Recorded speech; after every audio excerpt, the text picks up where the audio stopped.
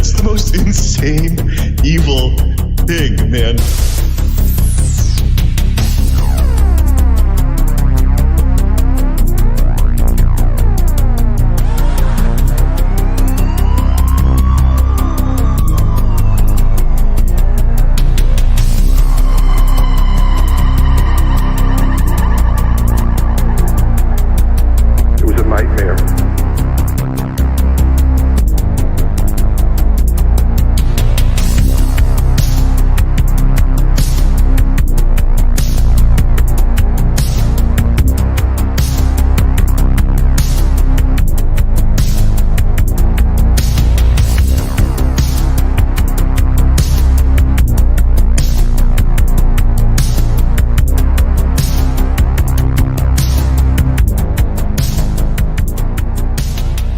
Nightmare.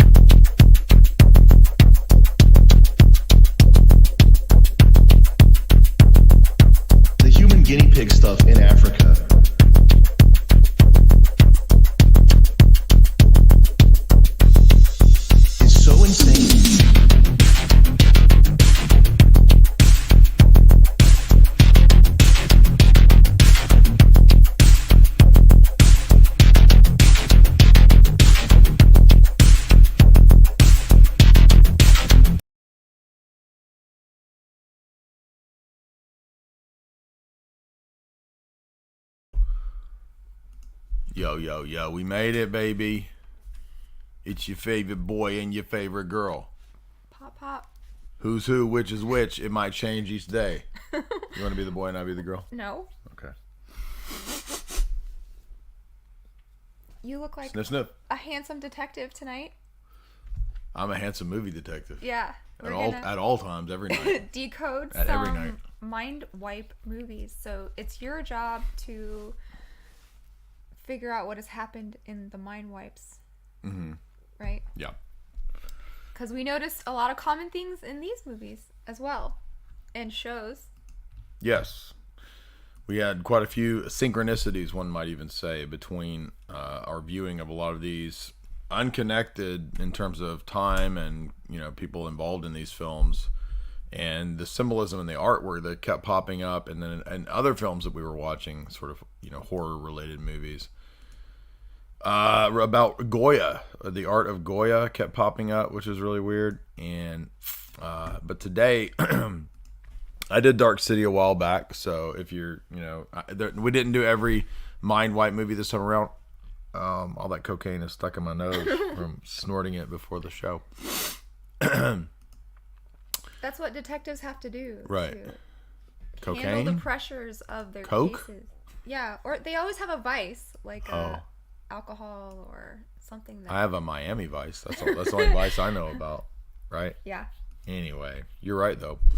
So we decided to do these mind wipe movies that we've never done, and it's tangential to MK Ultra, although Dollhouse will be completely MK Ultra. I mean, that's what that show's about.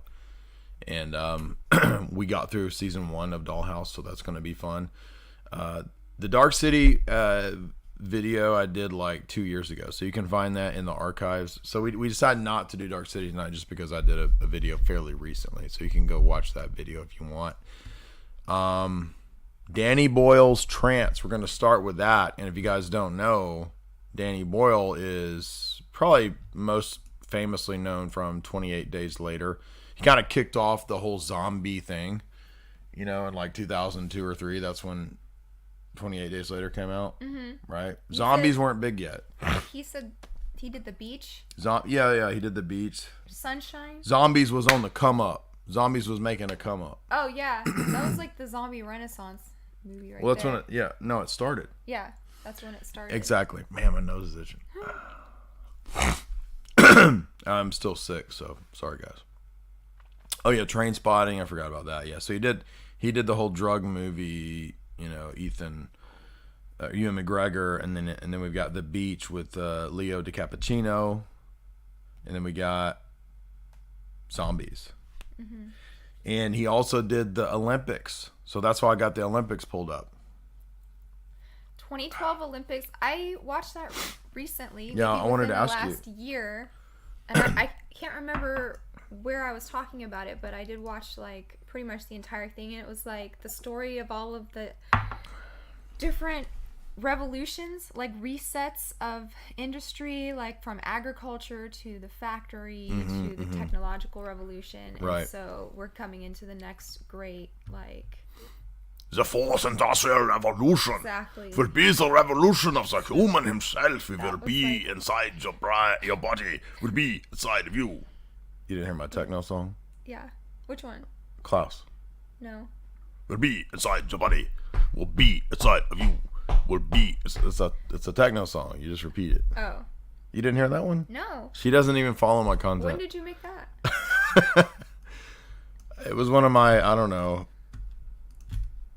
private hits, I guess. It didn't make it into it didn't make it onto the B-side. It was a deep track that I it'll be a bootleg because it didn't make it. I guess people didn't really like that one. I thought it was fun though, but my nose is going to itch the whole time.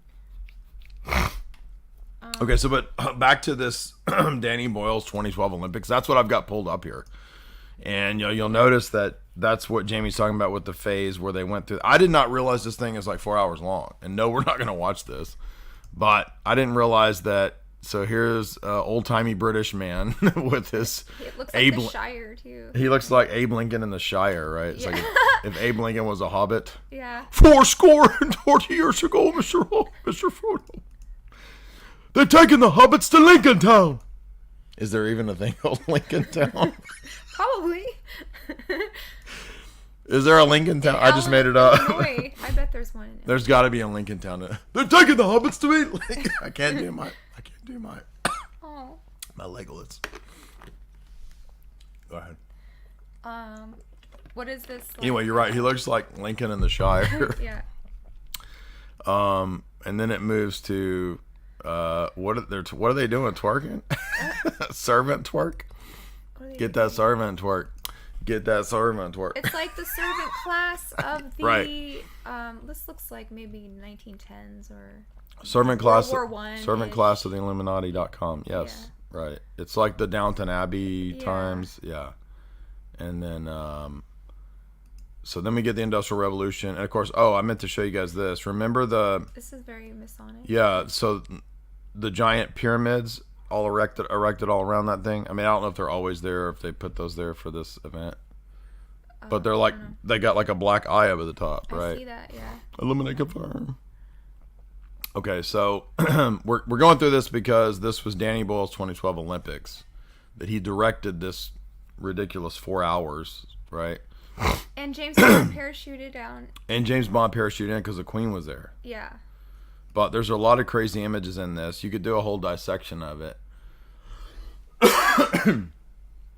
Because it also had the hospital beds with the dead BABIS. Yeah. Remember? A big giant Voldemort came, I think. And then Mary Poppins is floated down.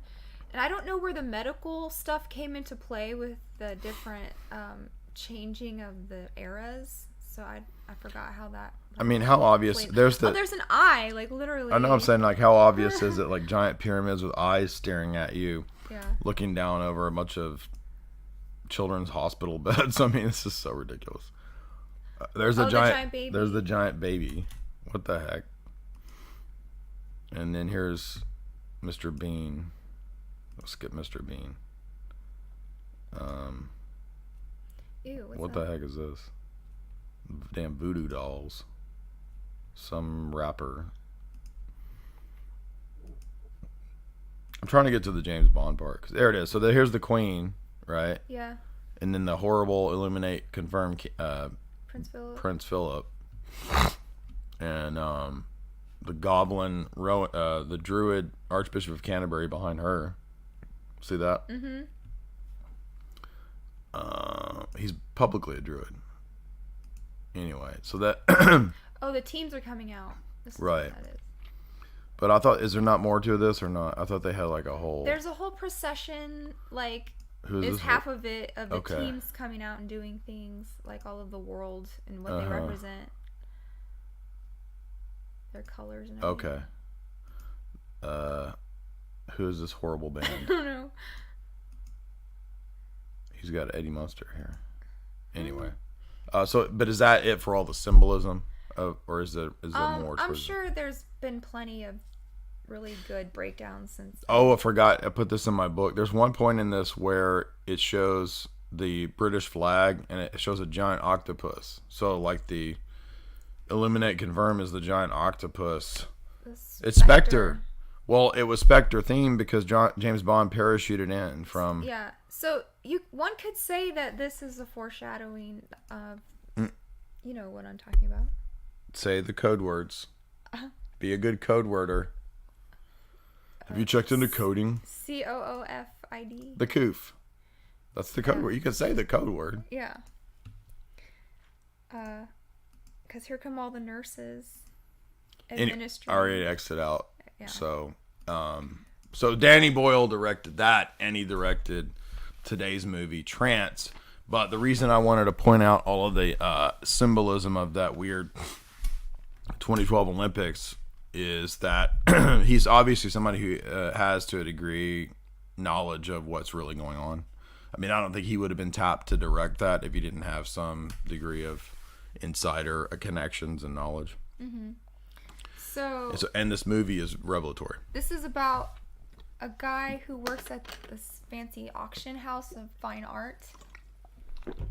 And it's a pretty good movie. James McAvoy. You almost have to watch it twice to get everything. Yeah, it took me twice. There's a lot of twists in it. It's a very complex, sort of brainy, cerebral film. Yeah. And I had to watch it twice, but watching it the second time, I noticed quite a few things I didn't notice the first time. So first, he is taken with this painting "Storm on the Sea of Galilee" by Rembrandt that he really likes. So that's one of the first pieces that's referenced in the movie. That is important to his psyche. Like his psyche is. What do you read into that? That his psyche is like the ship in the storm. Okay. Yeah. And so he identifies with that. And then you have the de Goya artist. He painted like the witches in the air. Yes. The witches' Sabbath. And then the Goya's paintings ended up popping up in a whole bunch of other movies we watched, which is because he did the Kronos eating his children, Saturn. Yeah.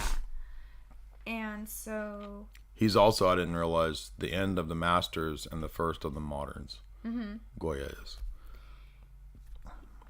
In this movie, his painting went for $27 million.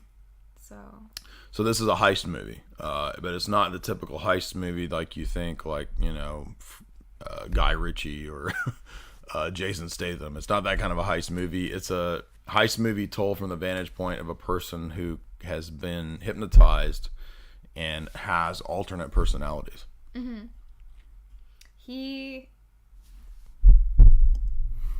Well, this makes me think of Velvet Buzzsaw, because a lot of these mind control movies have to do with fine art, which goes together with what we're going to be talking about maybe tomorrow with the Balenciaga stuff. Yeah, Zoolander and Balenciaga, and the overlap of the modeling world with the occult mind control stuff, which we have covered that many times. We covered it with when New Celine Dion's clothing line came out. I remember that. We covered it. I was wondering about that. We covered it with Neon Demon. Oh yeah. Because that's the modeling world, and it's like younger women. Yeah. That's one of the Fannings, isn't it? It's the other, not Dakota, but the other one. Ellie. Yeah, I think she's the one in that one. And so, Velvet Buzzsaw, and then we saw that one Cabinet of Curiosities episode by Guillermo del Toro about the art that H.P. Lovecraft wrote about the art being cursed. We had a lot of requests from the audience to watch the Cabinet of Curiosities. We did watch them all, and she's talking. Yeah, Jamie's talking about the one with the artwork that's cursed, which is also it has the same theme. So cursed and blessed artwork is a theme in these. Don't you think? In the ones that we listed, or not Paycheck. No, trance. Yeah.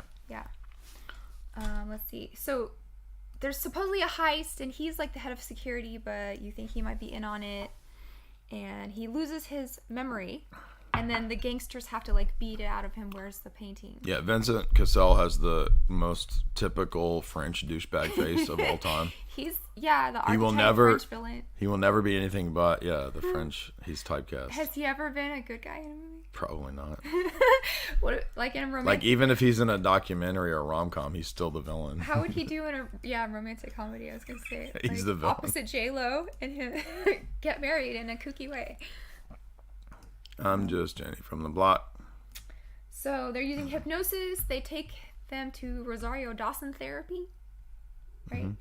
And they let him pick the therapist who's gonna like go back into his mind and figure out what he did with this painting that they're all supposed to share. Because he can't remember, he got injured in the heist, and he can't remember where the painting is. And the mobsters, the crime figures, are beating the crap out of him to try to get it out of him, and they can't. Hence, they employ Rosario Dawson. Mm-hmm. And we think that, they're trying to get the memory out of him. That's our vantage. We don't know that this is all intertwined. This isn't really what's going on. Well, the first clue is when she starts talking about how 5% of the population are extra suggestible. Right, and I've always heard that, right? And in the MK Ultra research, you come across this, that it's a very small percentage that can be completely hypnotized like this. And so now she knows he's in trouble, and you think now she wants in on it, but then you come to find out that she's intertwined from the beginning. Right. It's all a mind F. Right. Mind wipe. Right. Right? Because they're talking about trigger words, like they use strawberry as a trigger word. Yeah. Yeah, she figures out each of the organized crime figures' weak spot, and we find out later on that's how she's controlling everybody because she's figured out all their traumas and their fetish things, right? And then we were talking about Alex Gray. She's a honeypot because, spoiler alert, Rosario Dawson is the one that's the criminal mastermind. She's the one that has slept with both James McAvoy and Vincent Cassell to mind control both of them and the other criminal syndicate figures, and hence she runs off with the painting. And it's the witch painting. So she's like the mastermind witch of the whole thing. Exactly. Right? Girl, you go, girl. Slay queen. Yeah. By the way, I got what looks like a modern art painting on my body. I like that one. It's cacti. It looks good on you. Is it a cactus? I didn't even notice. Yeah. Oh, I just thought it was splotches. No, they're cactus. I got a Goya on my body. Speaking of artists, those things can become occult. Like Alex Gray has this whole compound, you know, that like mystical artist with all of his. Yeah, we met some friends of ours that were telling us this whole story that had been to Alex Gray's church, which is like a psychedelic chapel. All of his paintings. But it's like a chapel. Set up in a chapel. And I didn't know any of that. I never heard this. I don't really follow Alex Gray. I wasn't familiar with his, you know, other than like, oh yeah, dude, he's like does the album covers of Tool, man. I'm not into Tool, so I don't know about Tool. Although I did hear that Maynard is into Rosicrucianism and esotericism. You knew that, right? Yeah. Yeah. His stuff is like DMT stuff. Like what you would see. Yeah, Alex Gray is totally DMT stuff. It's all, you know, psychedelic art. And it all has demons in it too. Like it's consistently transhumanist and demons type stuff. You knew that, right? Like he has a painting. One of them is an alien Jesus that he thinks spoke to him. I remember that. Yeah. Let me see if I can find it because you guys should see this. And I didn't really realize that until I looked really close at. It's not that one. There's another one. You got to like zoom in and you see that. Yeah, this is it. It's the one with the globe on it. This is it. But there's an alien in one of these that's talking to him. But you got to zoom in really close to see it. Look at his Cosmic Christ by Alex Gray. What is that? Oh yeah, man. Who are those guys? That's Robert Anton Wilson. And who's that? Mormon guy? Mormon. That's why it's got a thing that says LSD. It's LSD, not LDS. Well, he's got like. He looks like a Mormon dude. He's got a Mormon suit on. He looks like a 1950s Mormon dude. Right? So it's like boomer LSD man and Mormon elder. Right? Yeah. Okay, well, sure. Who's the little monkey man? I don't know, but he's like spinning a giant yellow spider's web out of his mystical devices. A magician thing from the tarot. The monkey on the magician card. Okay. Somehow, I think. Can people see that? Can you guys see that? Yeah. It is ridiculous. And he's always got these a million all-seeing eyes, right? In the background, because that's the entities on the other side, man. When you do some DMT, man, you see some of these entities. Oh, here's a zoomed in thing, and it's like Mother Teresa and the aliens. Yeah. And there's an alien talking to, like, it's abducting a person, and then there's an alien like talking to Christ, which is blasphemous. And then there's like a computer, like a little laptop, or is it? I can't know what that is. Anyway, so here's the demon speaking to you at night. Because your angel is sleeping. Anyway, all right, where are we at next? Did he do one look at that. That's ridiculous. Is that the Dalai Lama? Well, yeah. Who do you think it was? Another Mormon elder? Another boomer Mormon elder? It's the Karate Kid. It's Asian. It's Asian. Mr. Magoo. No, it's Asian Mormon man. No. Mr. Magoo. What's his name? Mr. Miyagi. Mr. Magoo. You're like a mom now, trying to remember like movies and actors in it. Mr. Magoo. Dolly Magoo. Mr. Miyagi. All right, if you guys would hit like and share, we're having a lot of fun tonight. I'm ready to head back to Lincoln Town in the Shire. That's where I want to go. Maybe Mr. Magoo will be there. You thought Mr. Miyagi was Mr. Magoo? Well, I couldn't think of it. Who even is Mr. Magoo? Isn't that cartoon. That's a boomer era kid thing, right? Yeah. Okay, well that doesn't look. That's Mr. Magoo. And I've never even watched that. That's Asian. 60s. That's like 60s era, right? He could be Asian though. He's not Asian. He's just an old person. Oh. How dare you immediately gender people? Well, Rosario Dawson was the villain, not me. That's true. She's the witch. Yeah. And I didn't even realize the whole witch symbolism until the very end. She bewitches. Yeah. But not just with the mind control and the hypnosis. She bewitches with her bitchcraft. Yes. Her sexuality. Well, because she got out of him that he has a thing for it being, how do you say? Do you not have a thesaurus in your mind? Think of other words. I don't know what word what are you thinking of? He has a fetish for her to wear her hair a certain way, which is not at all.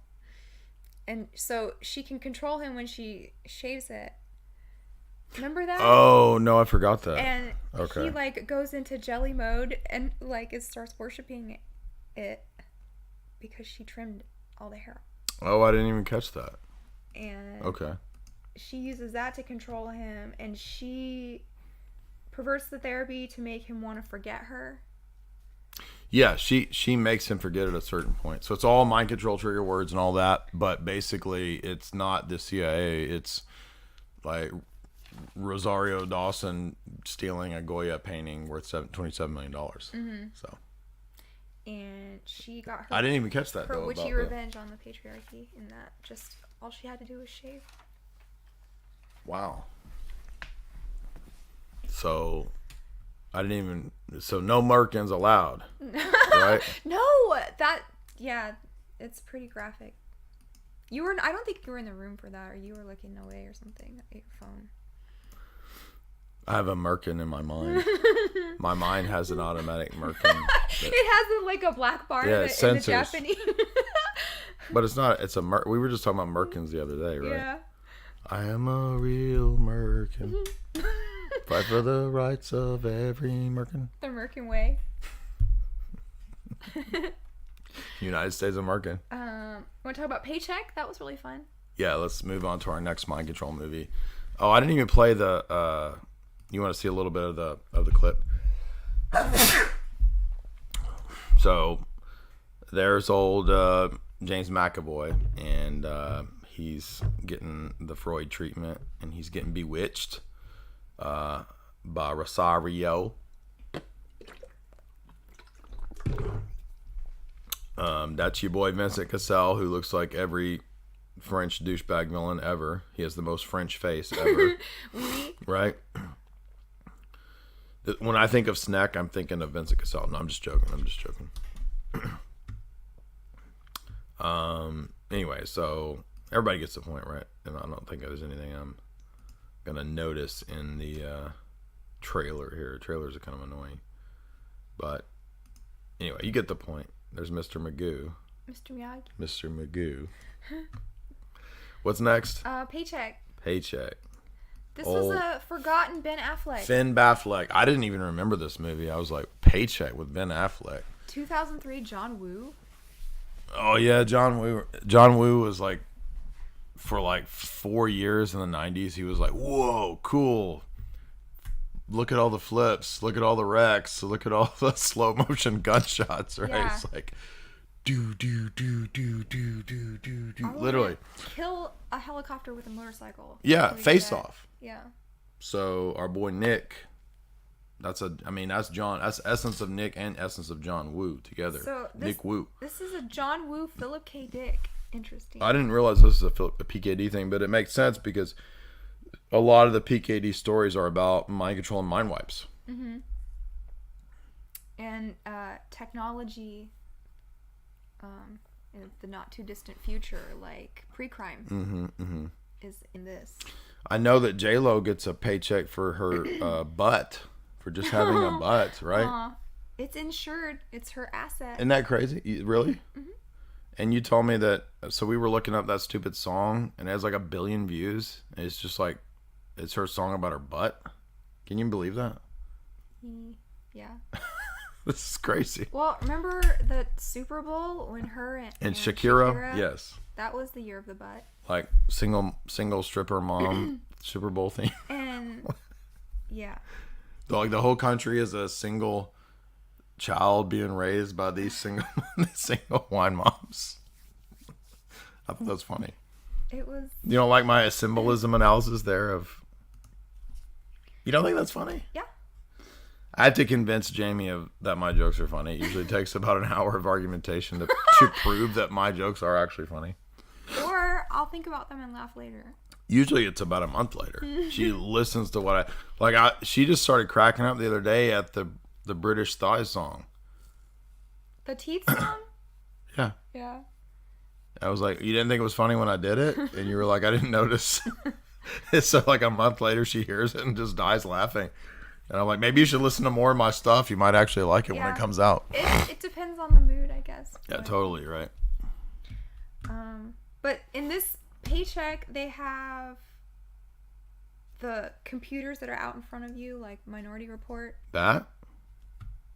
Oh, you mean in the air? Yeah. Whoa, look how in the year 2015. How can we improve the computer? Just take away the machine in entirely. 2015, a computer will be in the air, man. Yeah. Everything will interface like a R2D2 hologram and just beam out. Yeah, I mean, and how ridiculous does all this look, right? Yeah. It is like Minority Report too, right? That was his big breakthrough at the beginning of the movie. Was he created that? Yeah, so Finn Batfleck creates the this big tech thing. He's like a tech geek, right? But he's got he's in a Matrix program at the beginning, right? He's in the mind wipe program. Like he goes and does the job, and then they wipe it out and pay. No, at the very beginning, he's in a fantasy world. I'm not talking about the main plot, the opening scene where he's making out with his boss or whoever. I don't remember that. The very first scene is him in a Matrix. With Uma Thurman? No. Oh. His boss. And then he wakes up. Oh, that. Yeah. Before he's met Uma Thurman. That was real. And that was his experience. And then he got wiped. That was his, last job. So okay. He was telling you what he does for a living. And, this is how it works. And he gets wiped. And then But then he gets hired for this ultra big job. Yeah, but did J-Lo wipe his mind? Because I can't imagine that he found J-Lo to be more of a partner than Jennifer Garner. Maybe she did voodoo on him. That's what I'm saying. She mind wiped him with that candomblé that she's into. Yeah. That Santeria. Yeah. She's just Jenny from the block. Yeah, right. But she's doing candomblé. He works for Nexum Company. Yeah, I think that was just a made-up name. I don't think Nexium existed yet, so I don't think they were pulling from that. Let's see. Uma Thurman as a biologist. Science girl. And I love the archetype in movies of the science girl. If you're ever going to quit and they try to rope you in for one last job, don't do that, because that's when things go Well, girls are best at science. Boys are good at emotions and crying. Girls are good at science and fighting, right? War in movies. In Hollywood, right? Yeah, I'm getting kind of tired of that. No, that's how it is, man. Women kicking butt, that's not really. Women are on the front lines. They're the frontline fighters, right? No. That's how it's been in history. So, if you want to be a bigot, that's up to you. Speaking of that, Uma Thurman helped perpetuate that with Kill Bill.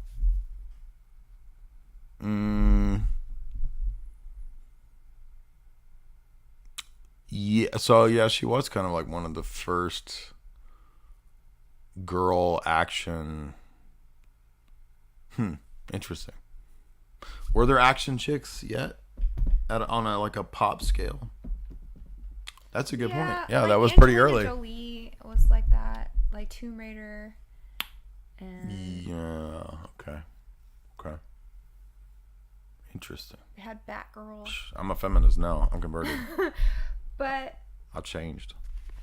Heartfelt conversion. he gets roped in to one last job. Always. And it's a doozy. Yep.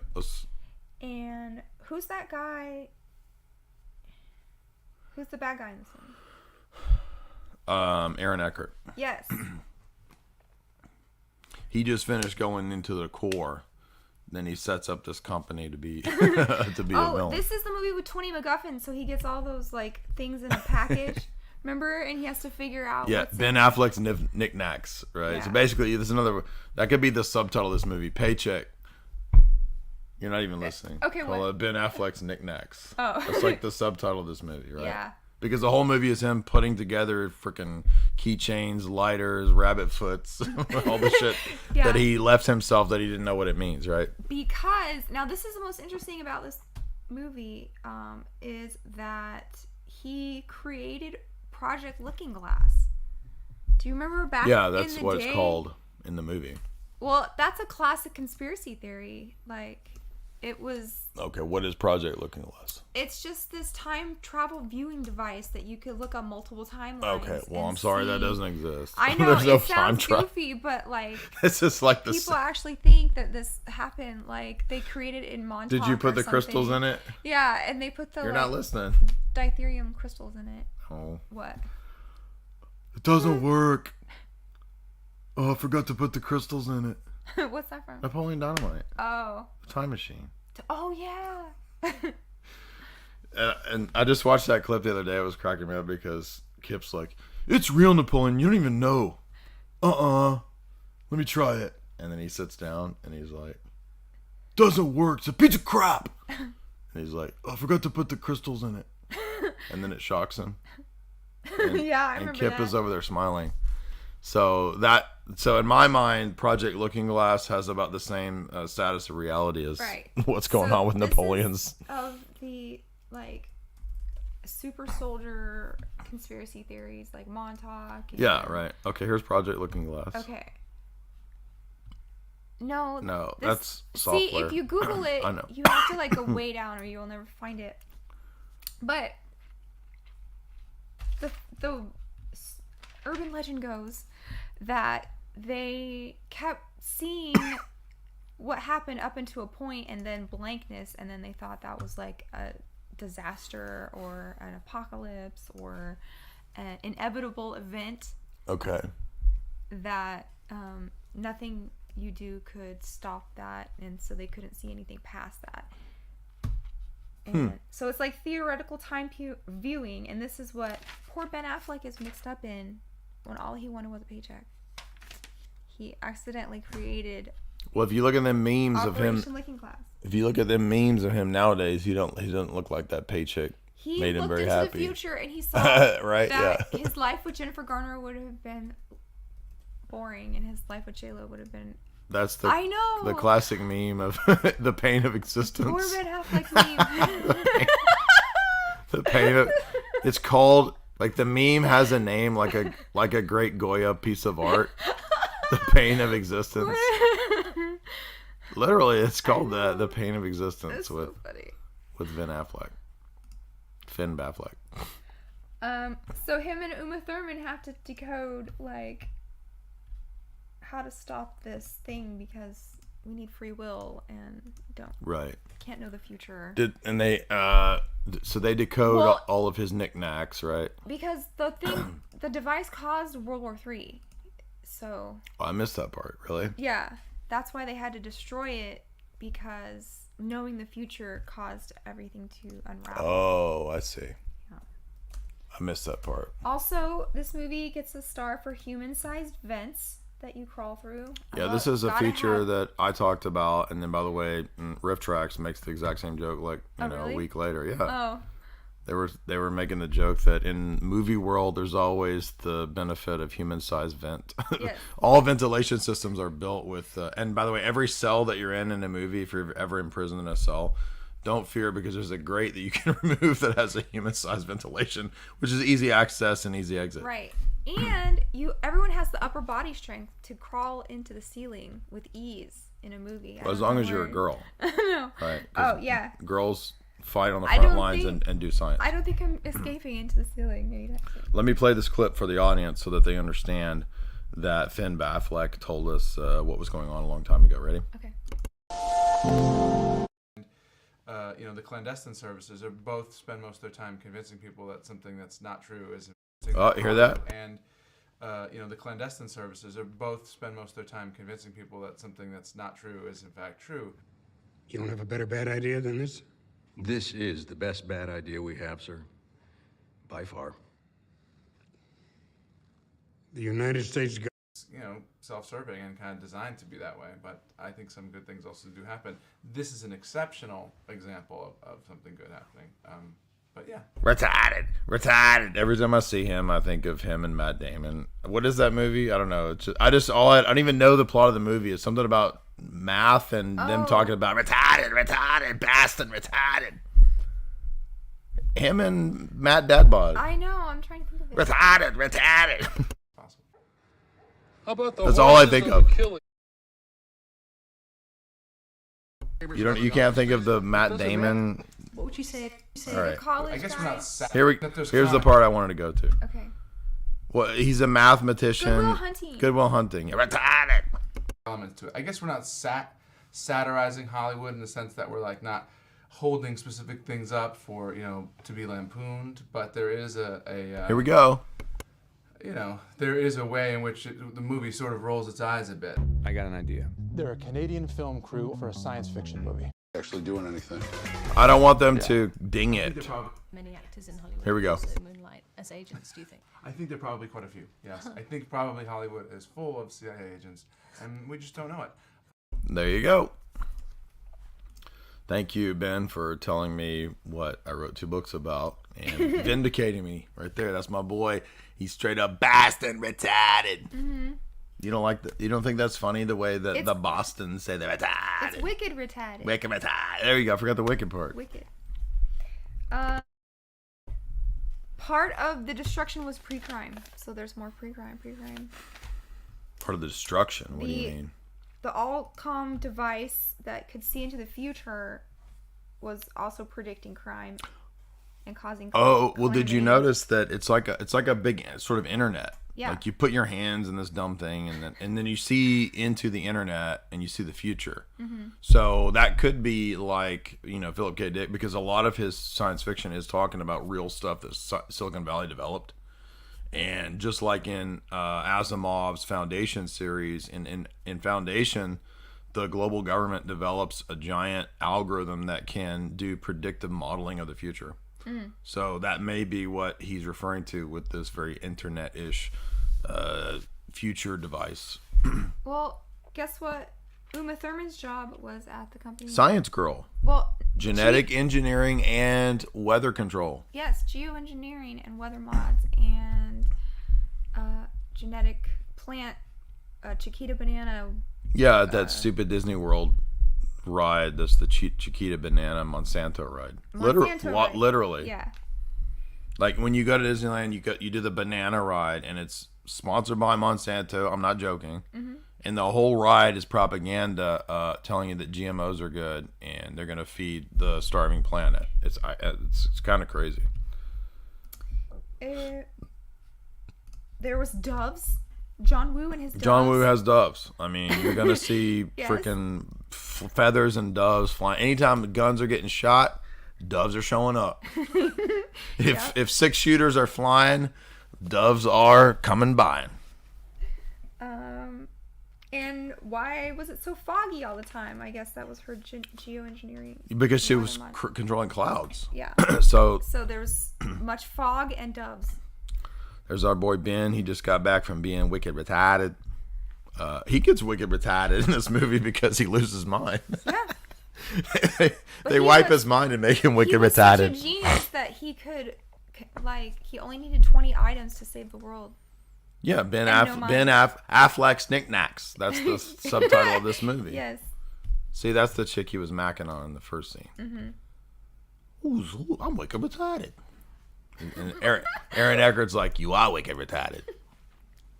He's like, we're gonna make you more wicked retarded by wiping your mind. I feel like Aaron Eckhart could have been more of a bad guy in this. He's kind of... Well, he's usually playing a hero, so it's odd that he's playing this villain character. But he played a bad guy in Batman.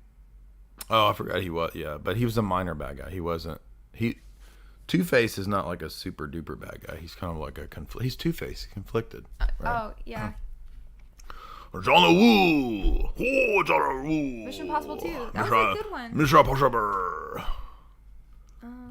Blade Runner. So that's PKD. Yeah. Yeah. And then there's Affleck's Ben Affleck's knickknacks. He's supposed to put together from this pile of shit that there's some grand conspiracy, and he's got pepper spray.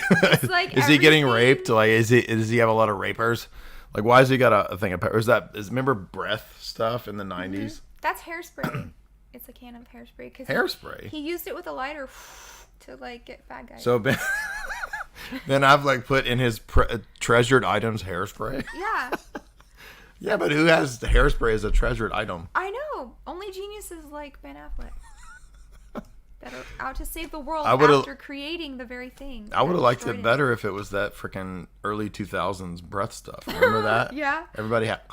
Yes, I remember. Nobody used that shit anymore. Do you remember the drops too that burned? Yes. Yeah. Drops. Burned drops. So he had a shitty pair of shades. He had a coin. A coin. To stop the door. He had a crappy watch. Is that a slice of gum? What is that? I can't see. It's blurry.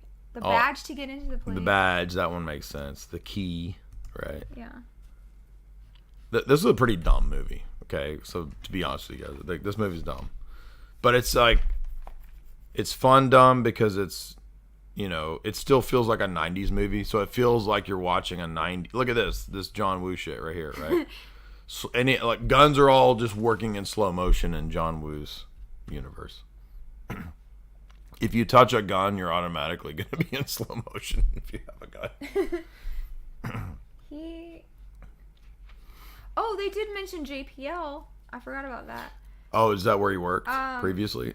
Something about the lens powerful enough to see around the curvature of the universe. Oh, don't they say that there's this curvature and that's partly how they see into the future is that they can see around events? That was also stupid. Oh, there was a motorcycle scene in this. I just played it. Okay. You missed it. Paycheck.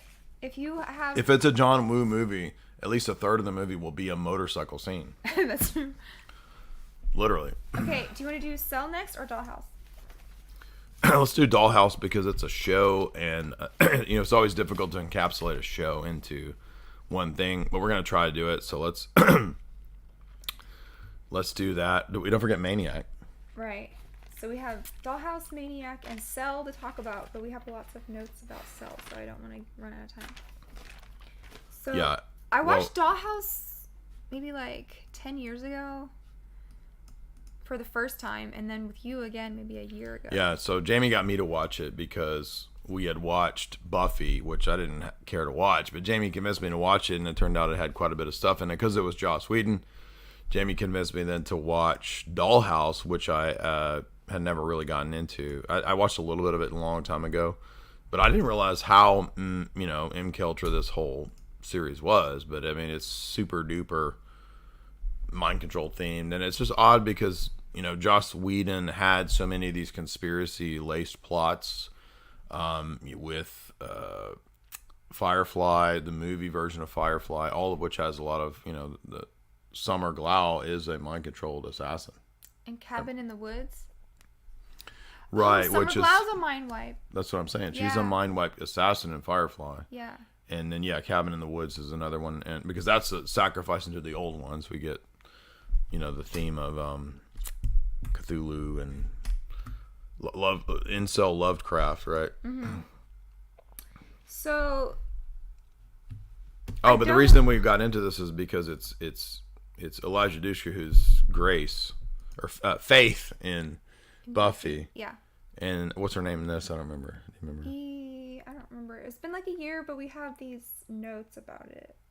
We got a lot of notes. That's good. So good. Let's start. She joins up under duress. Right. This is her being put under duress by this Olivia Wilde. She has to join. No, it's the other lady. It's not Olivia Wilde. Yes, it is. No. Yes, it is. It just showed her. What do you mean the other lady? It's her right there. That's not Olivia Wilde. Olivia Williams. Excuse me. Okay. So Harry trained Obama. Right. So this has Harry Lennox in it, and Harry Lennox is the black guy that trained Obama to do his Obama stuff. Oh, really? To talk Can't you tell when Harry Lennox is talking? Like, he acts just like Obama. Oh, I didn't know that. Yeah, he literally gave Obama acting lessons. Crazy. Yeah. So did you notice when the dollhouses was spinning, it makes a pentagram, the beds? Yes. If I can go back to that. Biker lover. Yeah, so that's their beds, and it's a pentagram, and they're all mind controlled. That's also a hexagram right there. Yeah, it's hexagram. Well, there's a pentagram on the outside. Oh, okay. Did you not see both? Yeah. And so the premise of the show is that when she got into this program, it's a secret corporate program, not government, corporate. And they have a private business that uses these mind wipe agents to go do special operations all over the globe, including assassinations and honeypot, honey trap, swallow operations, sex operations. Or just regular sex work. Nerdy Marshall is the pothead from Cabin in the Woods. I forgot his name. Echo is her name. Yeah. Echo Bravo, yeah. So they imprint different aliases in them, and they go do the mission as the different person. Right, they program people to be these different alters. But the alters are imprints that they've taken from other people. So they're actual people that they're imprinting on another person. Right, so again, kind of a very PKD mixed with MK Ultra theory here. And when they're not under imprint, because their actual personality is stored on a hard drive with everybody else, they are just like in a childlike, doll-like state.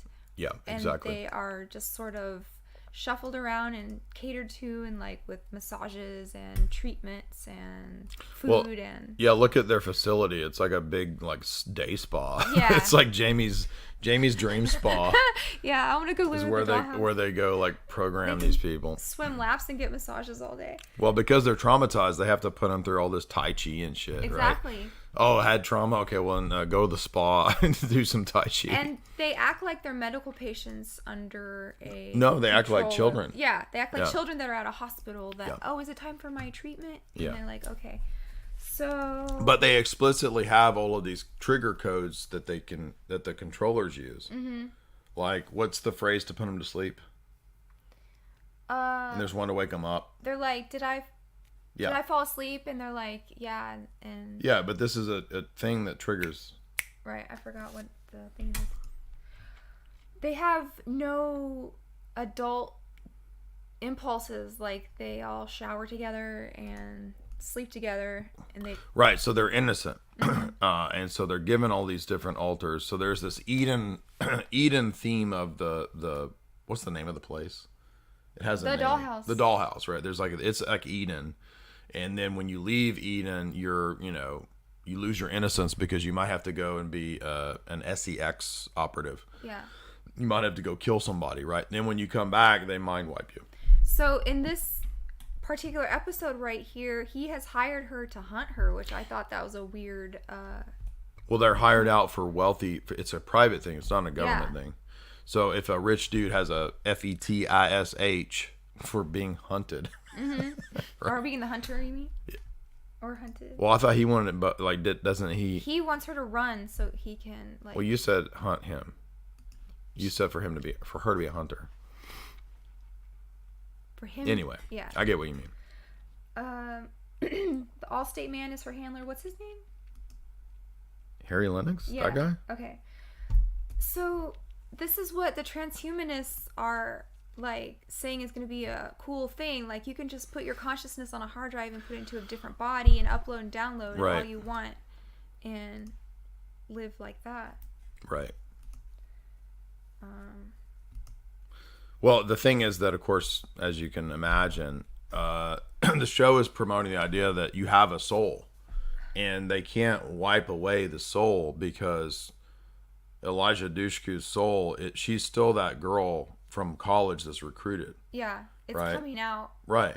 And the memories that she can recall from her college life are never wiped away because she's not just a collection of impressions and data. We have more than that. As humans, we have a soul. That's the whole point. So that was actually a good message of this show. And not all memories are stored in the brain, I don't think.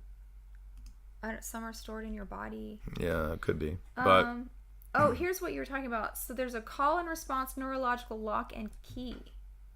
Yeah. Call it.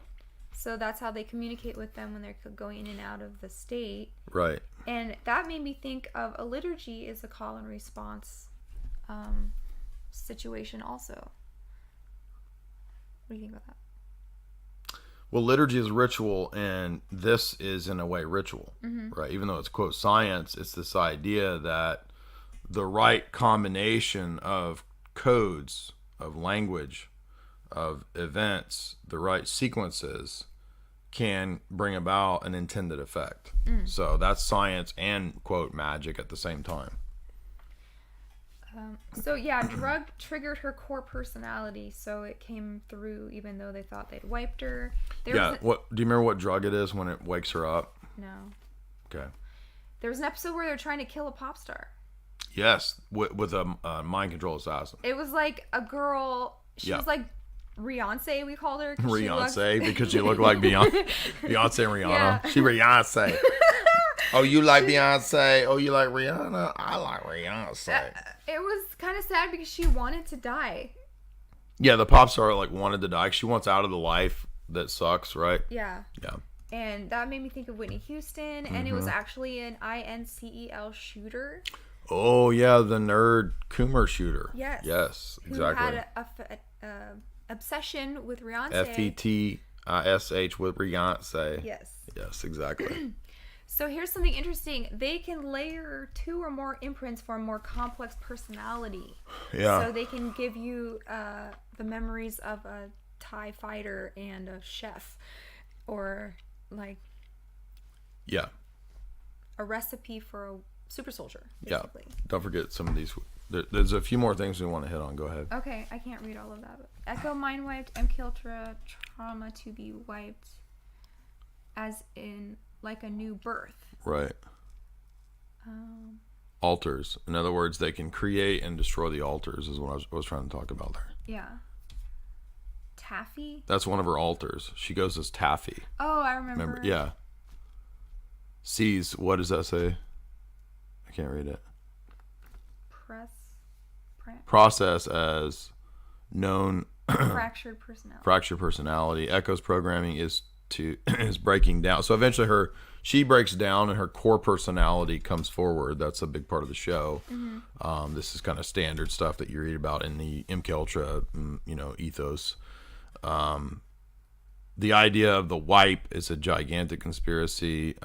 There's an episode where the cult, remember, that's a really good episode. So there's this sort of Waco mind control cult episode as well. What does that say? Prairie muffins. Oh yeah, it was like a Mormon Waco cult, right? Yeah. So there's all the prairie muffins there. And then there was something weird going on with the homeless people. She converts. Well, he brings in homeless people into his cult. That's where he's getting them from. And then she goes in as a true believer. Oh, it was like SEIENTOLOGY too. Scientology. You can say the word Scientology. Scientology. I don't know what I can say or not. I'm a good speller. You spelled it, and I read it. You don't know the difference. Patton also. Oh, this was like the Elizabeth Smart case where she goes missing, the Mormon girl. Oh yeah. Right, and she's taken off with these weird cult people. That was going on around the same time as this really weird. This is a wild episode. I reckon if you never watched Dollhouse, watch this episode about the cult, the quasi Mormon cult. It was almost X-Files-y. It was very X-Files, yeah. I wonder if I can pull up anything on that.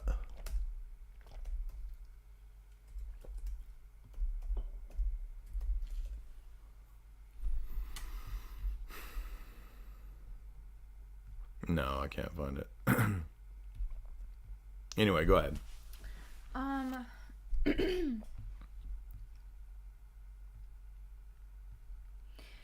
people are starting to catch on to the Dollhouse and connect it to human TRAFF. Yeah, because they actually are TRAFFICKING people. Yeah. Yeah, exactly. And then we come to find out there's more than one. There's 20 Dollhouses. There's 20 of these all over the world because there's a giant corporation running this black market of pimping out people for whatever you want them to be. And then one of the male Dollhouse guys is NSA. Yeah, and he's a super soldier. Right. And so at one point, one of the super soldier guys who's been enhanced goes nuts and becomes a serial killer. Oh, yeah, the Alpha. So the Alpha, first one that they tried to make became their arch nemesis. Right. Yes. And that's the guy from Firefly, I think. It is. The blonde guy. Yeah. Right. So, hold on, what's this say? Echo is really is recalling her core memories by seeing Rossum building. Anti-war activist. Oh, the funny thing is one of her covers is a bank girl. Oh no, that was Alias. That's Alias. Oh. And then animal experimentation, that's mentioned in an episode, and that ends up being a cover for human fetal experimentation, which probably happens. What does that say? Stealing drugs for drug corporations. Yeah, we'll skip all that. There's a Sleeping Beauty episode, so sleeper agents with code words for based on their childhood trauma. There's a whole childhood trauma episode. Anyway, we'll stop there, but well, this is season 1 basically. Yeah. And then maybe we do season 2 at a later time because it's funny, they thought the show was going to be over. And they had so they killed everybody. Yeah, but then they had a fast forward episode. Yeah, so they had to figure out how to bring him back for season 2. And lastly, we have The Cell. No, we have Maniac on The Cell. Maniac. I don't have notes on that. That's okay. We'll just mention it kind of in passing. So I had watched Maniac when it came out, and it was really good. I was really impressed with it was one of the last really good Netflix series before Netflix was totally propaganda. So, there was a period where when they really got famous for streaming stuff that they were still putting out decent, okay shows, but then right around 2018 is when it just got to be garbage, right? So I think that's around the time Maniac came out, maybe 2019, but I haven't seen or heard of any good Netflix shows since this. And Maniac was very much Gnostic, very much influenced by Philip K. Dick, very much Jungian archetypes. I mean, you have Jonah Hill explicitly mentioning the Gnostic Gospels when he's the white man who believes he's a black man gangster. The word, the kind of thing I'm talking about, right? W-I. Yeah. G. Yeah. Capital G. When he's a G, yeah. He explicitly mentions to the girlfriend that he's dating, right? He's like, you're reading Gnostic Gospels? Yo, I've been looking at the Gnostic Gospels. That's literally how he says it, right?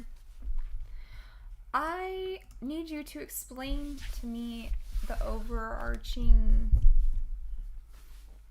So what we have is we have a near future situation where two seemingly disconnected people are dealing with, from different walks of life, are dealing with their own personal traumas and their own personal relationship failures with their closest of kin. Okay. So Emma Stone is a middle to lower class working person, blue collar person, who the mother has died or run away.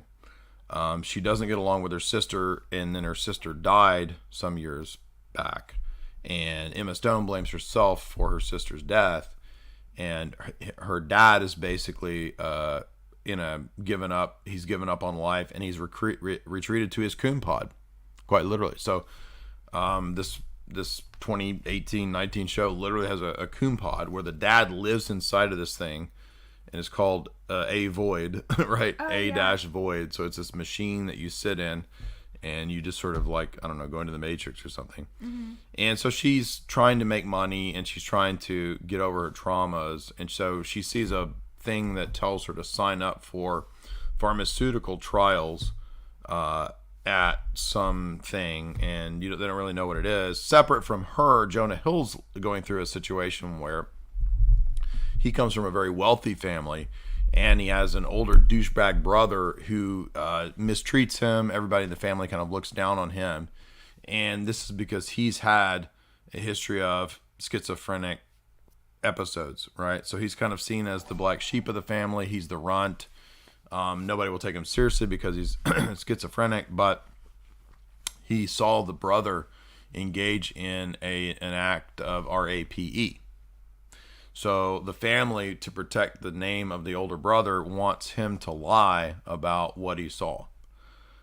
So he's conflicted over this, and he's very depressed, and he's too scared to do anything. Anyway, so separate from Emma Stone, he sees the ad, and he joins in this pharmaceutical big pharma experiment that they don't exactly know what it is. It turns out it's a new form of therapy that Justin Theroux, who plays the doctor, the mastermind of this therapy, is going to be using a MK Ultra type machine run by a supercomputer that goes in and tries to fix your trauma. So it does your Jungian shadow work in there for you. It kind of forces you to do it. How does Sally Field work in the... Right, so Sally Field is Justin Theroux's absentee abusive mother. And so the program is based on the psyche of the mom. So the mom is the healing psyche, which is weird because she's an absentee mom. But Justin Theroux thought, when I create this program, I'm going to base it on everything that my mom failed to do for me. So I'm going to have the fixed mom program, basically a wine mom, like an AI wine mom, literally. Do you remember her character? And so the idea being, in a sort of a Jungian and a Freudian way, that everybody's problems relate to how they don't correctly interact with the archetypes of father, mother, and sibling. So your immediate family imprints on you. If you have a problem with them, mother or father, this is what's reflected in all of your life's problems. So you have to go back and heal that, right? It's Jungian psychoanalysis type stuff. And they live multiple lives in the Matrix to try and heal these. Well, what's going on with this, I figured this out the second time through. So the first time through, I didn't understand this. But what's happening is everybody goes into the sleep state, or the Matrix, right? And they're going into a common experienced... it's a projection that they're all in, but it's common based on their memories. So some of the memories relate to figments of Emma Stone's background and interests. Some of them relate to Jonah Hill's background and interest, right? So if he liked this rap song and he thought about this time period in the 90s, then there's going to be an episode that takes place in the 90s, and it might be referencing movies that he watched. That's why there's an episode where she's a hobbit. I mean an elf in Lord of the Rings. So the different episodes are based on conglomerations of both of their memories overlapping that have created a world. And so that's the setting for the healing of the trauma of each of their problems. So in Emma Stone's case, she needs to be reconciled to her sister mainly. And if she reconciles to her sister, then she can get past her issues and move on with her life and help her dad, right? Jonah Hill needs to find courage and overcome his own cowardice and not be afraid of his brother and his family. Those are the things holding them back. So each sequence is the healing of each one of them. And Justin Theroux plays into this a little bit because he has to deal with his mom. But I don't think things really work out until he heals with his mom. And the weird part is that the computer program doesn't really work. It's not really what heals them. So it's involved in the healing process, but it ends up breaking down. And after the program, when they leave the pharmaceutical company, the AI pharmaceutical company, they both go back to their normal state, right? But then Emma Stone decides she wants to be out of this. She ends up healed, and she goes and helps get him out of the psych ward. So in other words, it wasn't big pharma and computers that can heal you. It was friendship and relationship. Well, it's real connections. That's the thing. So I thought that was actually a good message. Yeah, I thought it was a really creative, deep miniseries. Yeah. I like the aesthetic of the laboratory, like the 70s. Yeah, it looks really 70s and 80s. I like the 80s. I like all of the periods that they go through are really neat. There's like a 1920s flapper ball. There's like an Illuminati ball. And they're looking for this missing chapter of Don Quixote. There's a MacGuffin that they're looking for in each of these stories, right? There's a NATO CIA mission. That one was really good. The MacGuffin there is this alien that pops. Remember that? The alien that blew up. He popped. Oh, yeah. So he's the what you think that episode's about, but none of the episodes are about the MacGuffins, right? Yeah. It's not about the ferret that they try to get in the The 80s. lemur. Yeah, so in the 80s they go and they try to get a lemur from this local criminal. The 80s one's probably the best episode because it's like a real 80s setting, right? Anyway. The Lord of the Rings, the Hobbit one was really wild. I like the happy ending sentiment, and the doctor and the nurse got together. Yeah, like in the Hobbit one, she has to deal with her drinking problem, right? Yeah. So why Emma Stone realizes that she has a drinking problem to blunt the pain of being on bad terms when they had the car wreck and her sister died. So she has to confront your demons. So that constantly through each episode, they're confronting their demons. Well, he has to stand up to his family too and Right. do the right thing. Well, the family is consistently in his as the mob boss is his dad, Right. Gabriel Byrne, right? Yeah. I forget who the criminal is that has the furs and the lemur, but that's somebody that he's got. It may be his brother. I don't remember, but he's got to stand up to these people. I liked it. So that's what it meant. What do you think of it? Yeah, I liked the wholesome message that you just pointed out, that it wasn't the drugs or the computer, hospital or the computer, AI. yeah. But it was the relationship connection. Yeah. And of course, as we said, there are Gnostic themes to this. So, the awakening and being in the sleep state, coming out of the sleep state, and the mother computer that's the Pistis Sophia that's cut off from the Justin Theroux character, who's the blind Yaldabaoth demiurge, right? He's the creator, but he's blind. You remember he goes blind? So the blind creator who imprisons people has to be overcome.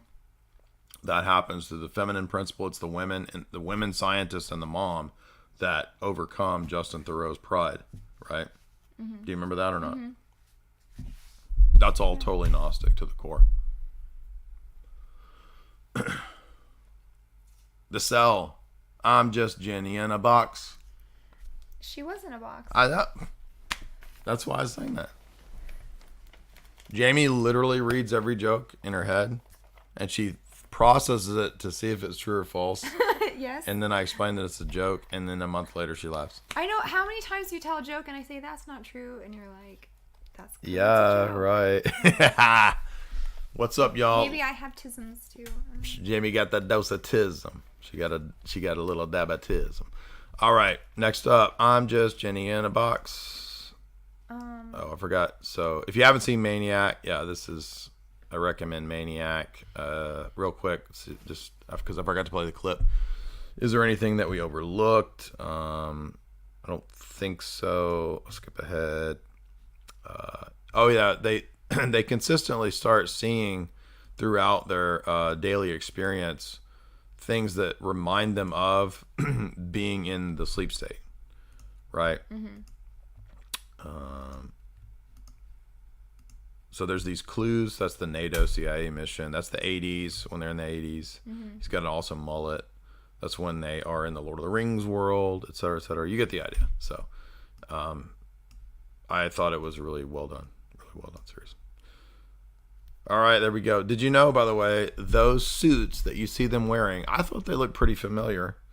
And I did a little bit of reading about The Cell. And yes, it turns out those are the exact same suits repurposed from Francis Ford Coppola's Bram Stoker's Dracula. So they look exactly. It's like, yeah, they're just reusing the set pieces. They look like licorice suits. They look like muscles, right? Yeah. But they do look like, that's a Twizzler, dude. Yeah, red vine suit. Would you eat a J-Lo Twizzler? I kind of want to take a bite out of that.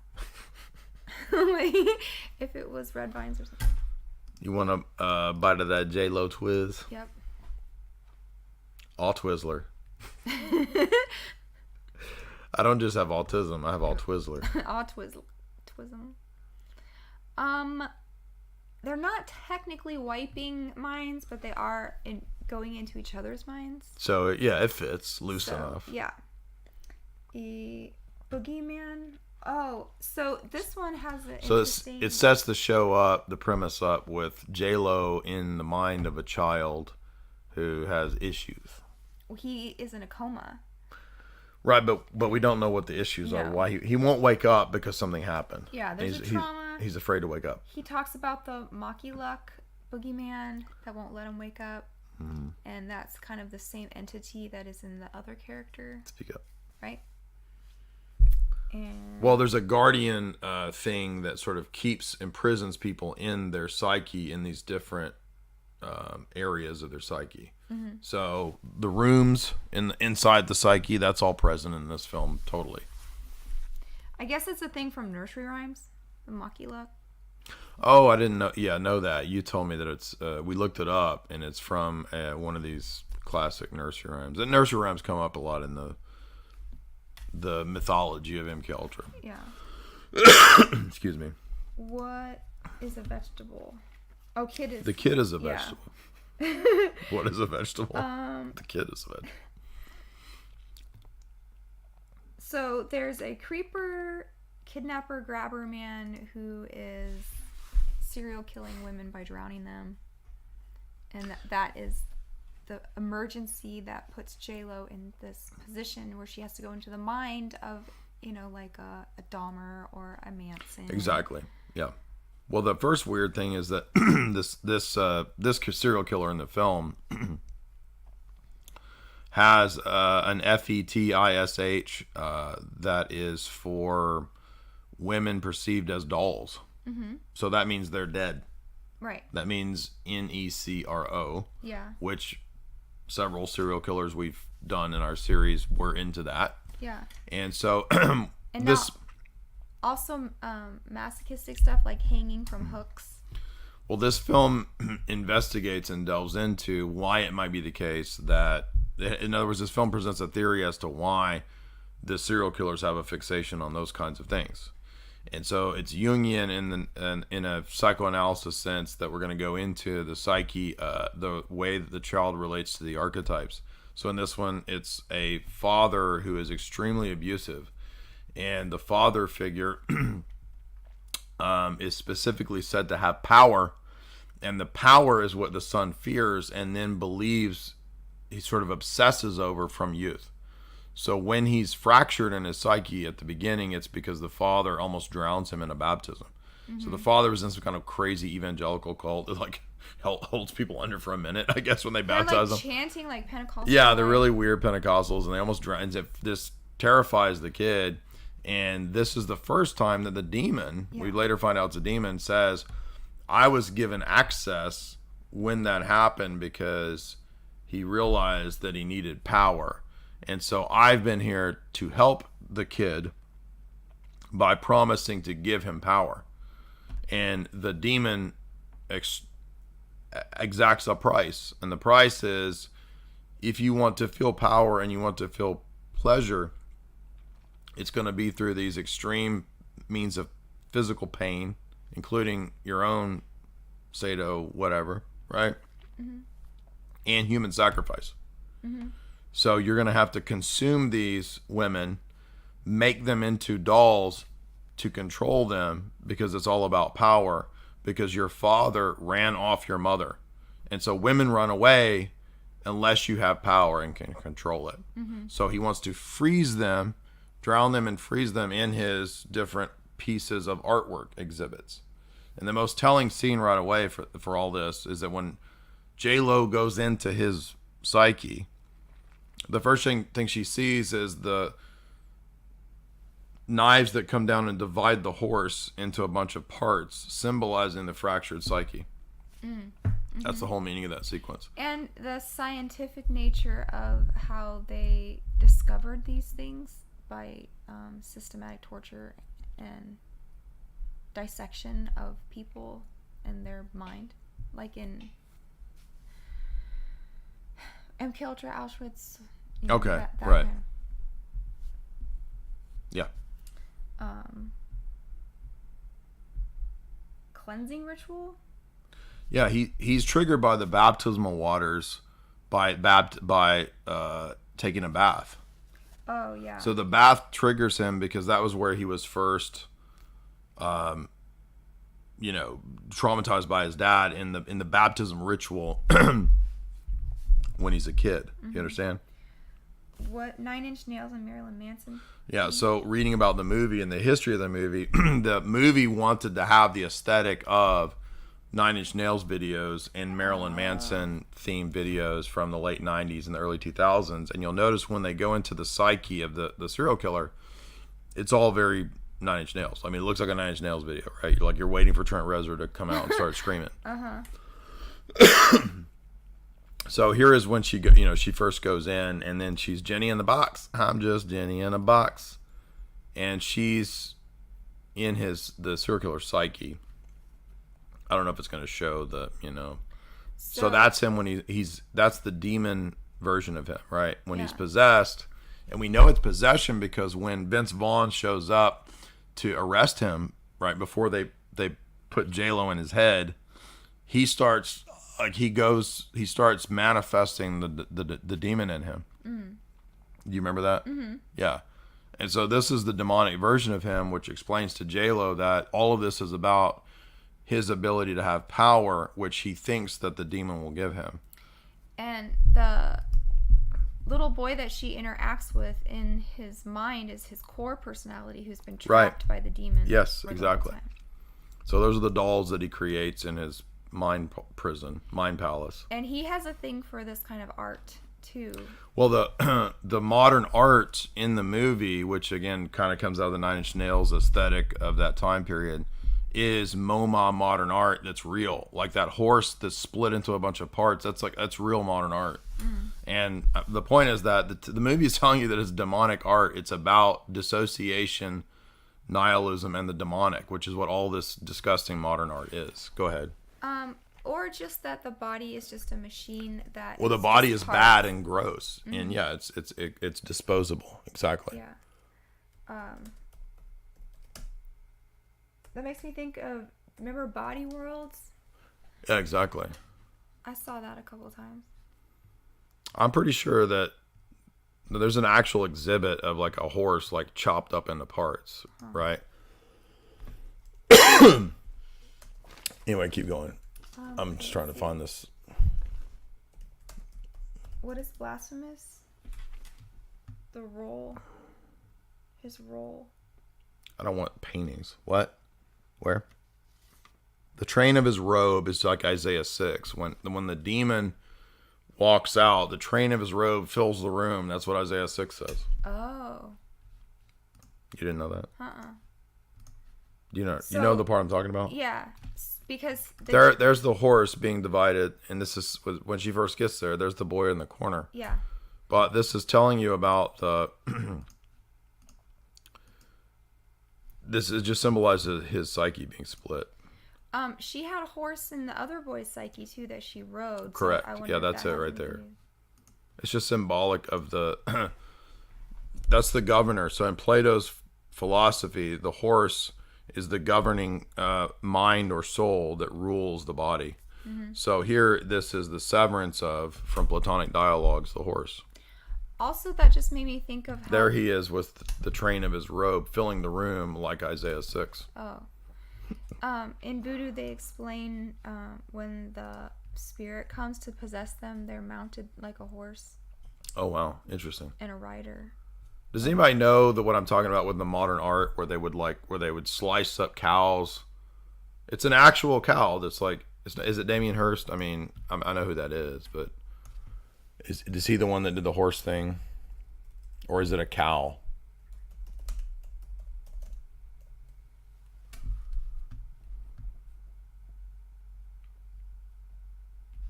Is it shark parts? He's got a shark divided up, isn't it? Does it show the parts or is he just frozen in there? I can't tell. But that looks just like the serial killer's art. The water tanks. Oh, yeah. Because he wants to freeze the women in the tanks to make them as dolls. Oh, that's right. Here's a cow. Okay, so maybe they're just drowned and they're not cut up in parts. But I'm pretty sure that I've seen people who did this where it was in parts. Isn't that crazy? Well, look up Body World. Yeah, it's not Body World that I'm looking for, though. Oh. Is it mother and child? It's cows, okay. Is it he did a cow? Okay, but it's not the one where it's like in parts. I've seen parts. But anyway, go ahead. This movie is pulling from Damien Hirst, obviously. Who's that serial killer that we were, his art, Keith something? That we're just Peterson, Keith, the smiley face killer. He did the Mickey Mouse. Happy face killer. Remember that one? Yeah. But what does that relate to this? Nothing. That one. So Keith Jesperson is the happy face killer, and here's some of his art. He did this Mickey. That Mickey is creepy. Anyways, the demon was enthroned in his heart. That's him right. Artistically shown right there. That's him right there. Yeah. Yeah. So in a sense, a lot of this is kind of true, spiritually speaking, right? Mm-hmm. The more that we enthrone vices in our life, the more that the demonic reigns in our heart, like we see in this scene. Yeah. But this guy's basically completely possessed. Yeah. Because his real self is just trapped since he was a child.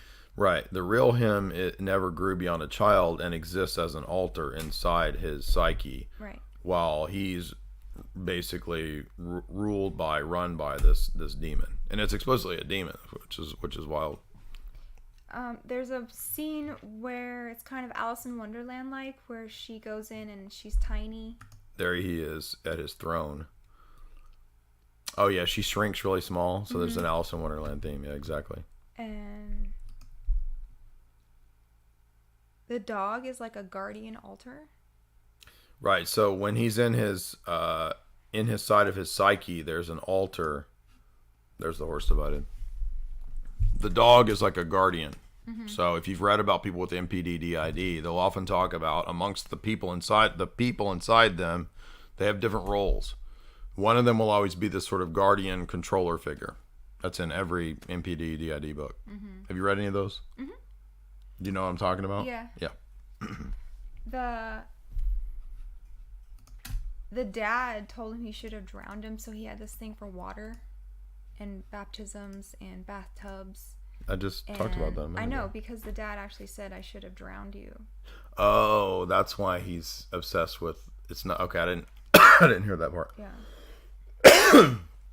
Oh, and he makes dolls because one time when he was a little kid, he played with dolls and he got beat. Yeah, his dad beat him up, and so he identified with dolls because he saw that as a representation of the mom. Yeah. And the mom had run away, and the dad beat him for playing with a doll, innocently, just playing around. And so he identified that with what was missing with the mom, not having a mom and just having this just completely insane, tyrant dad. Mm-hmm. He needed the demon to be more powerful than the dad. Right. And then, so when she is overcome by the demon in his mind, she's enslaved by the demon, right. Remember? And she becomes his bondage, Fetish. Right. So when I had that pulled up, I was trying to find it where evil J-Lo with her like evil face, remember? Yeah. Yeah, that part was a little kind of dumb. Here it is, where she's evil J-Lo. So she ain't Jenny from the block no mo. Right. She's the slave to the demon. Right. She ends up for a time imprisoned in his psyche. Right. Because she's in the psyche to heal him. And then Vince Vaughn has to go in after them. Thank you, Vince. Yeah. Vince saved Jenny from the block. It was weird how they suspend themselves for weightlessness so they can go into the dream world more easily. And he suspended himself to have all this pain because some of the people that get so into this extreme form of stuff, they don't feel anything until they have these extreme forms of pain because they're so desensitized. Exactly. Yeah. And then the demon, we find out that he's behind this because he will only help the kid or the serial killer to stay, alive and normal in the sense of functioning if the serial killer continues to feed the demon. So you have to give him these sacrifices for him to give you these quote powers. Right. And so they realize it's not going to work them going into his psyche because the demon is too strong. They're going to have to bring the little boy core into J-Lo's psyche so that she could give him peace by death. Right. So there's a baptism that happens where the child altar passes away when J-Lo, as a Mary figure, she ends up with this Marian imagery. Remember? She looks like Our Lady of the Sea or something. Yeah. And she baptizes the child altar, and that kills the demon. Do you remember that? It kills both of them because they're connected. I know, but the baptism of the death of the child is what kills the demon's power over the child. Right. And he actually has this like serpentine head. Remember?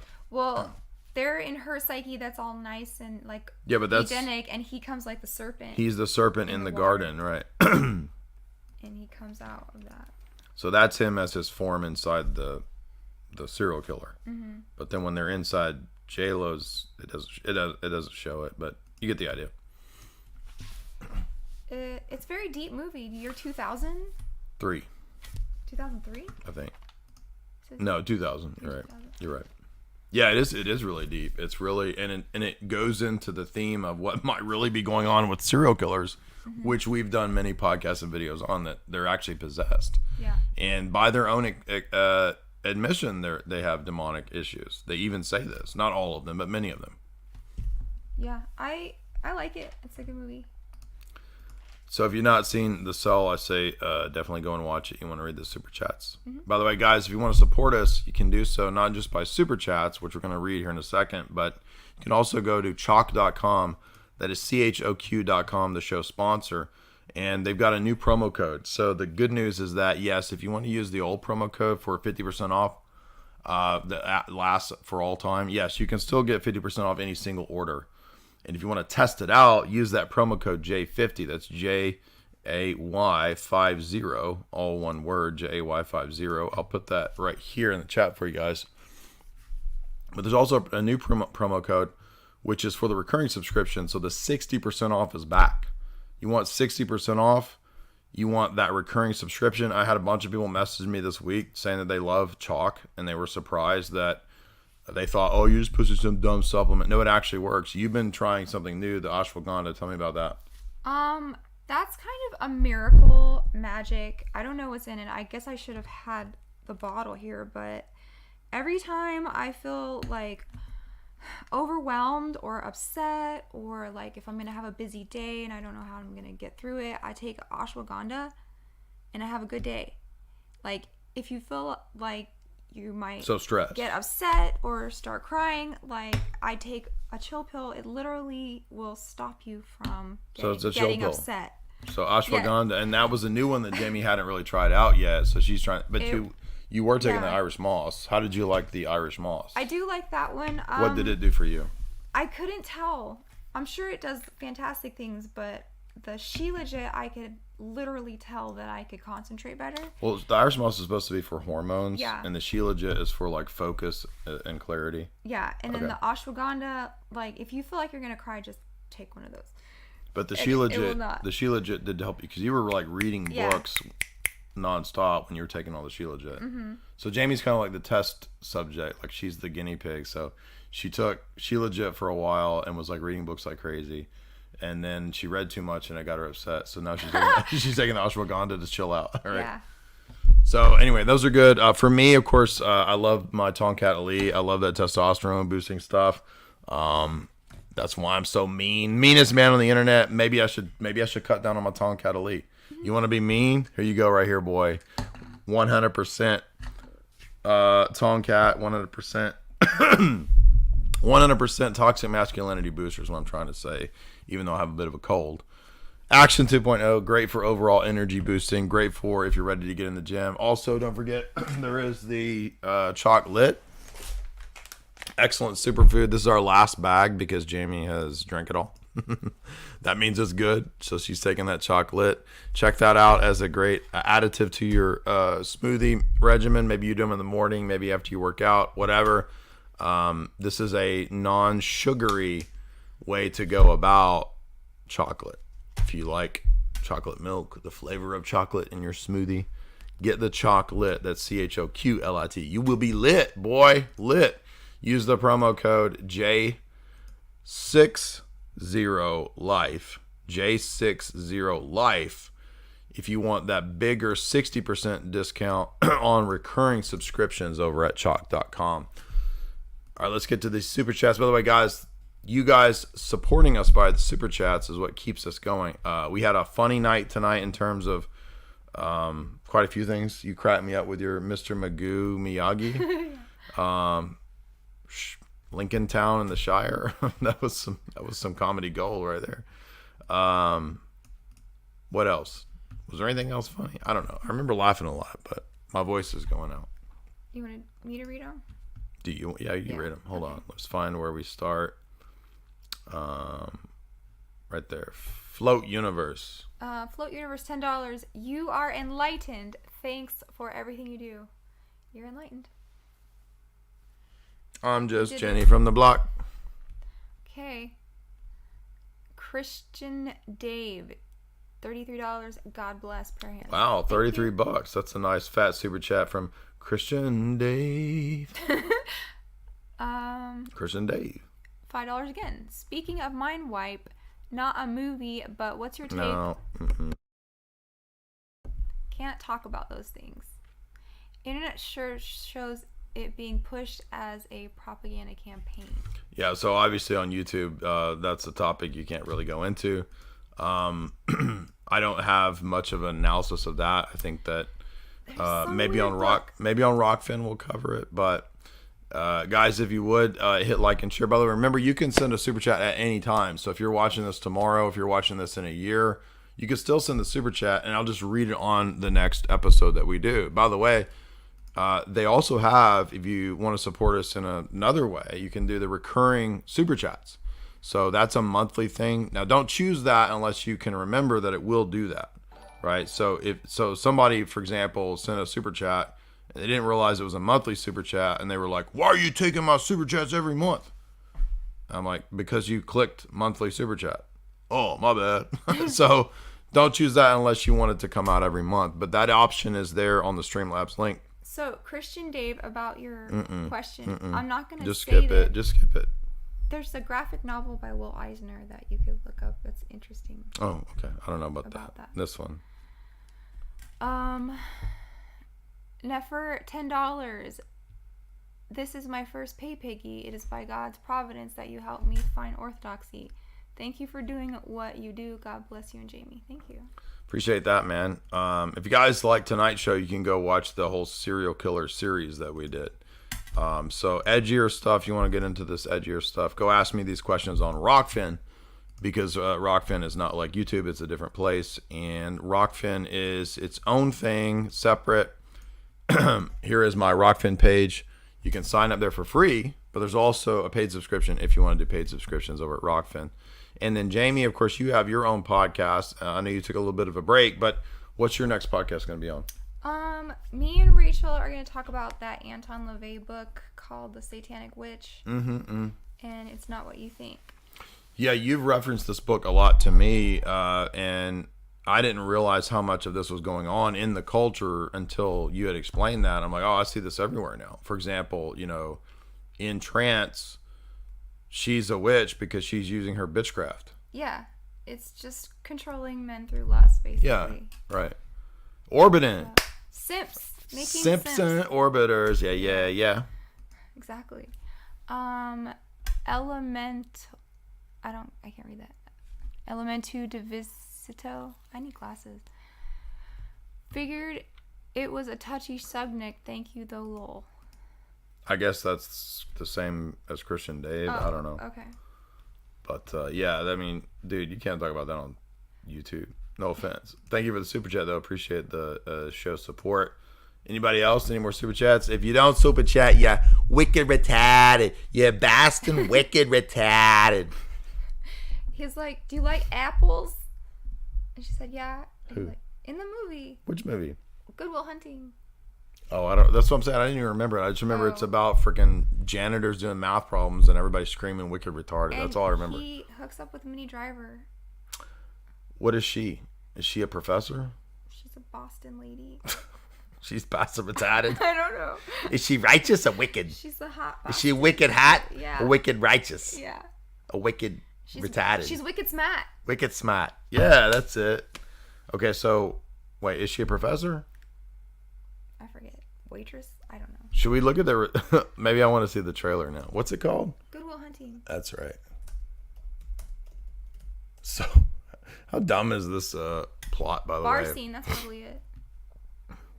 Oh, I remember the bar scene because that's where he's like, he outsmarts that dude that tries to talk smack to him about reading dissertations or something. It's really dumb. That's the part, right? He's like, oh, because he bet him he could get Minnie Driver's number, and the posh guy couldn't get it, but he could. So he's like, No, but they have a showdown over intellectual issues in the bar. Yeah. And they debate like economic theories. You don't remember that? No. Is that Harvard or where? Yale. Wherever it is wicked retarded. Ivy League. Where's Boston? Look at that freaking math problem, dude. When you see these, when you see the math problems like I'm like, is that even really a math problem, or did they look at that shit, dude? Did they just write that on the board for the movie? That's part of the props. It's okay. So what happens is he writes a problem on the chalkboard, and whoever can solve it. I know, and then he's mopping up savant. he's mopping up the student vomit at night Yes. and putting that pink shit that smells weird, and then he walks in and solves the math problem. And the next day, they're all like, is that Skarsgård's like, who solves the problem? Yeah. Find him, right? And then they find out it's the janitor, and they're like, cool, we give you the scholarship, right? Mm-hmm. You never know who could be a genius. Janitor could know, like, particle physics and stuff. And he's, because he's a working class Yes. rube, right? Yeah. And they can't believe, so Skarsgård is like the best mathematician in the world. And he's beaten by this lowly grunt worker, right? A wicked smart. A wicked smart grunt worker. Yeah. Gotta clean up a lot of... There's a cleanup on vomit on aisle 3. I wonder if I they forgot tried all. I to forgot all this. Remind him where he comes from in this movie. Yeah. That's one of those kind of movies. This is John Bolton as the judge. It's just like John Bolton. Know your place. Oh, he's not just wicked smart. He's also a badass. He can beat up everybody on the basketball court. Oh, because he's a blue collar guy, so he gets in scuffles. Hey, like that '90s Matt Dadbod haircut there. They look like. I actually like Ben Affleck's. I like that windbreaker. That's a pretty awesome, like, full on top and bottom there. I forgot Robin Williams is in this. Oh, Robin Williams is like understands the working man, right? So he sides with Matt Dadbod. He's his mentor or something Yeah. like that. And then everybody else is snooty Yeah. because he comes from working class. Yeah. But he's just sitting around, when he goes to the potty, he's doing freaking math on the mirror, right? Yep. I know when I go to the bathroom, I'm just in there doing math problems on the mirror.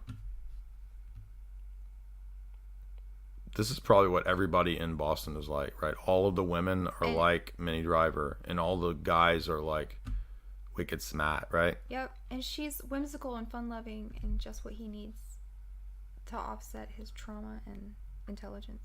Does Skarsgård try to steal his mouth problems or something? Does he rip him off? Like, what's the conflict between Robin Williams and Skarsgård? I don't know. You don't remember? No. Anyway. Was this 90s or was it like 2000? 90s. Yeah, dude. Let's do some freaking math, boy. Let's do some math tonight. Equations are my favorite. All right, if you guys would hit like and share, a lot of fun tonight. You're all wicked. You're not wicked smart, but